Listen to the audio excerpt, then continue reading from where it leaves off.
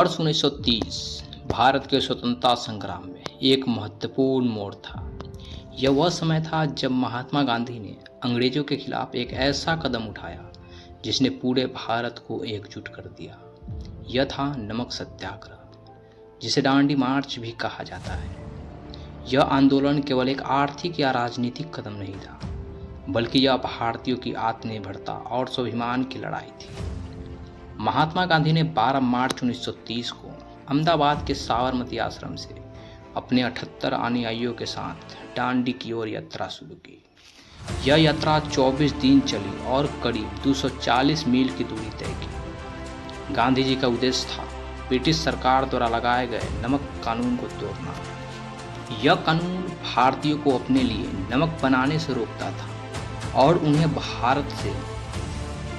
सरकार से भारी कर देकर नमक खरीदने के लिए मजबूर किया करता था। गांधी जी ने इस यात्रा के दौरान गांव-गांव में सभाएं की, लोगों से जुटने का प्रयास किया और उन्हें स्वतंत्रता संग्राम में भाग लेने के लिए प्रेरित किया। जैसे जैसे यात्रा आगे बढ़ी, उसमें हजारों लोग शामिल होते गए। यह आंदोलन केवल एक नमक तक नहीं सीमित था, बल्कि यह ब्रिटिश शासन के अन्यायपूर्ण कानूनों के खिलाफ एक बड़ा प्रतिरोध बन गया। 6 अप्रैल 1930 को गांधी जी और उनके अनुयायी गुजरात के दांडी पहुंचे।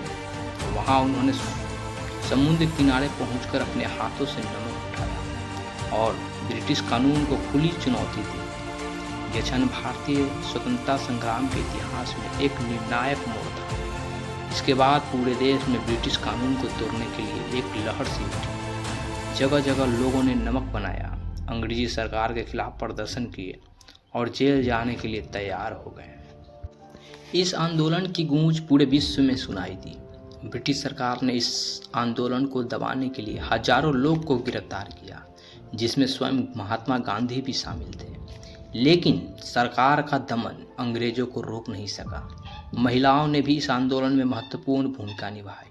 सरोजनी नायडू, कमला देवी, चट्टोपाध्याय और अन्य कई महिलाओं ने इस सत्याग्रह में हिस्सा लिया।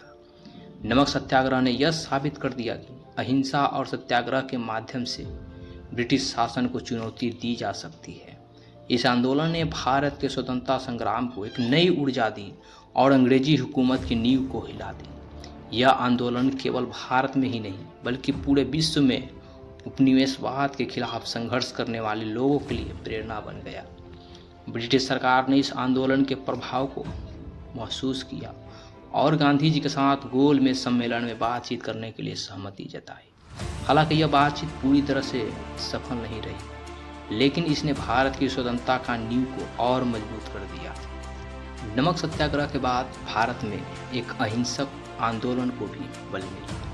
इससे यह सिद्ध हो गया कि जनशक्ति और अहिंसा के बल पर भी बड़े बड़े साम्राज्य को झुकाया जा सकता है।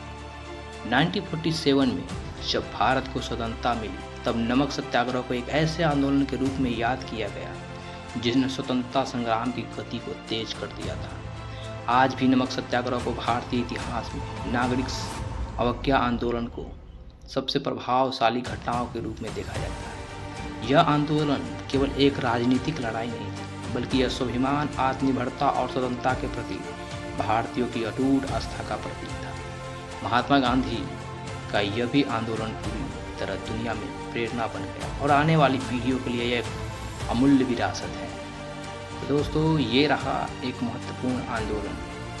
ऐसे ही अनेकों इतिहास के आंदोलन एवं घटनाएं के बारे में जानने के लिए हमारे चैनल को लाइक, सब्सक्राइब, शेयर और बेल आइकन जरूर दबा दें, जिससे आने वाली सभी ऑडियो वीडियो आप तक पहुंच सके। जय हिंद।